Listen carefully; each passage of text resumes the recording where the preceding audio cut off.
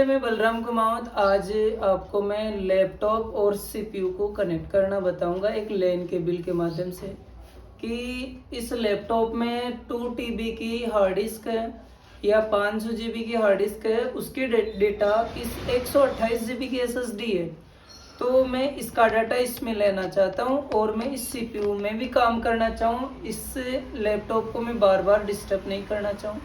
तो हमें क्या करना पड़ेगा, एक लैन केबल को कनेक्ट करना पड़ेगा। इस लैपटॉप से भी देखो कनेक्ट करा लो इसको। और उसके बाद में अपना जो सीपीयू है, सीपीयू में भी एक लैन पोर्ट बना हुआ होता है पीछे, इसको RJ45 बोलते हैं। इसको मैंने जैसे इसको कनेक्ट किया है, तो जैसे इसको कनेक्ट कर लूँगा, कनेक्ट करते ही क्या होगा, आई सर थोड़ा दूर, जैसे मैंने कनेक्ट किया है तो अपने को क्या, सबसे पहले तो इस सीपीयू वाले में क्या करना पड़ेगा। ये देखो, ये सिंबल दिखाई दे रहा है, इसको सर जूम करके दिखाइए। ये जो प्लस दिख रहा है कंप्यूटर का सिंबल, ये नेटवर्क की पहचान बता रहा है कि ये नेटवर्क कनेक्ट हो गई लैन केबल। और अपने को क्या करना पड़ेगा, दिस पीसी के ऊपर राइट क्लिक करो, प्रॉपर्टीज में जाओ। अपने इस कंप्यूटर का जो नाम रहेगा, इसका कंप्यूटर का नाम है डेस्कटॉप 9FN60DO। हम लोग इसका और ये लैपटॉप दोनों का नाम चेंज होना जरूरी है, एक जैसा नाम नहीं होना चाहिए। इनका वर्क ग्रुप एक ही होना चाहिए। ये भी वर्क ग्रुप है तो अपने लैपटॉप का भी वर्क ग्रुप ही रहना जरूरी है, अदरवाइज काम नहीं होगा। तो ये देखा, मैं आईपी एड्रेस चेंज कर देता हूँ। यहाँ से नेटवर्क सेटिंग में जाओ, चेंज अडेप्टर ऑप्शन पे क्लिक करेंगे, ईथरनेट को ओपन करो, राइट क्लिक करो, प्रॉपर्टीज में जाएंगे। प्रॉपर्टीज में जाने के बाद में हमारे को इंटरनेट प्रोटोकॉल वर्जन 4 पे जाना है। टीसीपी आईपी में जाके आईपी एड्रेस लगाना है। सर थोड़ा जूम करके दिखाना आईपी एड्रेस को।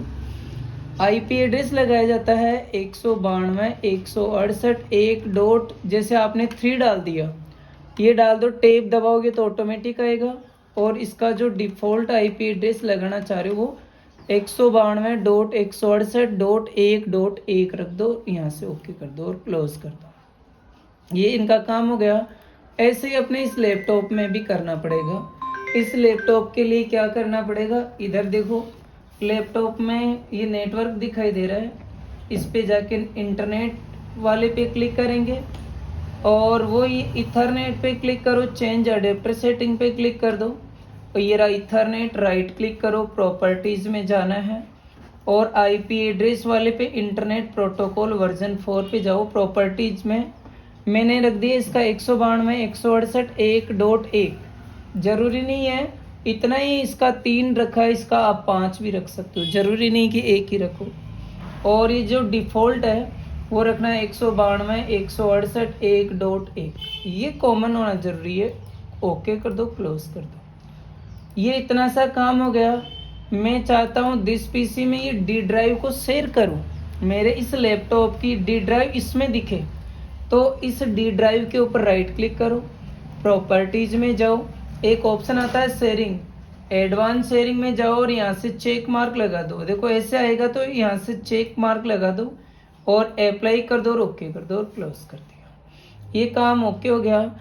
ध्यान रखें, लैपटॉप को कंप्यूटर में हाई से डाटा लेना चाहते हैं तो लैपटॉप के यूज़र आईडी और पासवर्ड होना कंपलसरी है। कंप्यूटर का डाटा लैपटॉप में लेऊंगा तो कंप्यूटर के भी पासवर्ड होना ज़रूरी होता है। जैसे मान लीजिए मैंने डी ड्राइव को शेयर किया है, सर इस कंप्यूटर को दिखाएं, इसको छोड़ दो।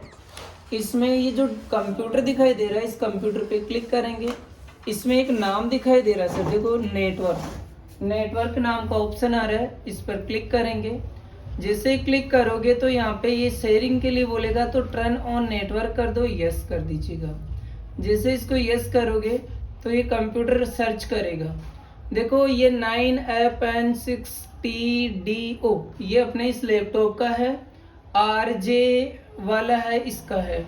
तो जिसको चलाना है इसी पे डबल क्लिक कर दिया। सी ड्राइव तो इस कंप्यूटर का है। ये तो लैपटॉप को लेना है तो लैपटॉप वाले पे क्लिक कर दो। लैपटॉप का देखो डी ड्राइव में से कोई भी डाटा लेना है, जैसे यूरो स्कूल का दिखा दिया, इलेक्ट्रिसिटी बिल देखना है मुझे, उस लैपटॉप को ओपन नहीं करना पड़ा मुझे, और लैपटॉप का बिल इसमें आ गया। देखो, मैं चाहता हूँ कि बिल नहीं, मुझे कोई और भी फाइल चलानी है, फोटोज देखनी है, प्रिया यादव का कोई फोरम देखना है, तो ये प्रिया यादव का फोरम दिखा देगा इसे।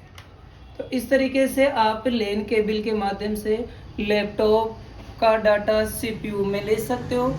इंटरनेट प्रिंटर को भी जोड़ सकते हैं आप, प्रिंटर जोड़ लिया आपने, दूसरा सीपीयू कनेक्ट कर लिया, ऐसे जोड़ सकते हैं। आपको ये हमारा वीडियो कैसा लगा आप हमें कमेंट करके बताएं, और भी कोई कमी है तो आप बताएं तो हम सुधार करें। धन्यवाद। जय हिंद, जय भारत।